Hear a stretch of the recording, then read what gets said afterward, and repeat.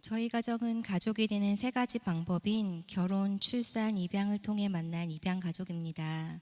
저에게는 결혼 전부터 이 땅에 태어났지만 자신을 돌봐줄 가족이 없는 고아들에 대한 마음이 있었고, 추후 결혼을 하면 입양을 해야겠다고 다짐했습니다.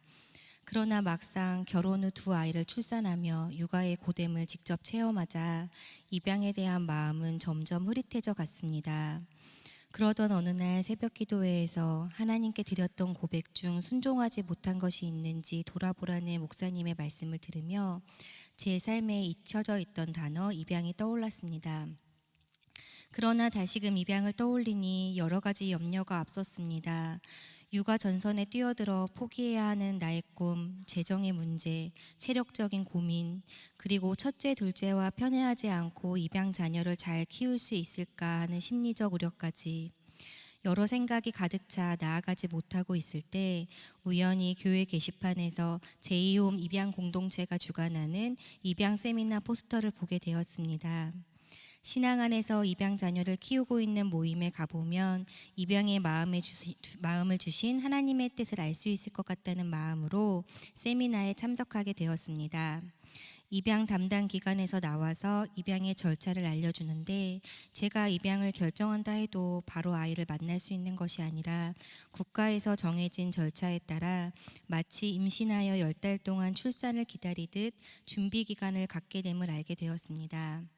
또한 함께 기도하며 자녀를 양육하는 입양 가족들의 모습을 보며 입양이 뭔가 대단하거나 특정한 사람만이 할 수 있는 것이 아니라 그저 여느 크리스천 가정처럼 맡기신 자녀를 위해 기도하며 자녀 곁에서 희노애락을 함께 해주는 것임을 깨닫게 되었습니다.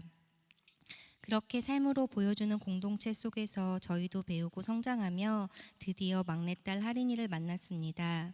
눈에 넣어도 아프지 않을 우리 딸 하린이를 키우며 저는 여러 가지 하나님의 은혜를 경험하고 있습니다. 첫째는 제 자신도 하나님께 입양된 자녀라는 사실입니다. 죄인인 저를 사랑하셔서 당신의 자녀로 입양해 주시고 나의 모습 그대로 사랑하여 주시는 아버지 하나님의 사랑이 막내를 키우며 더욱 깊이 느껴집니다.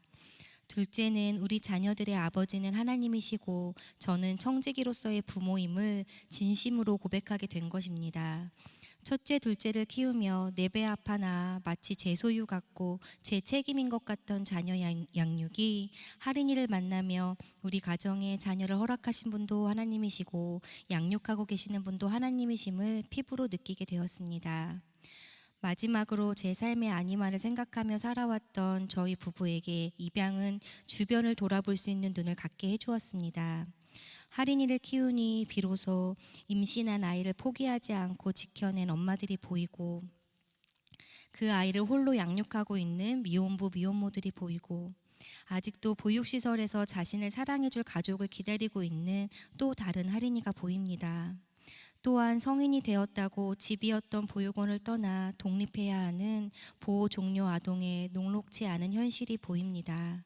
하린이가 아니었음 보지 못했을 현실을 마주하고 나니 하나님의 사랑을 먼저 받아 그 은혜를 누리는 저희가 해야 할 일이 참 많음을 느낍니다.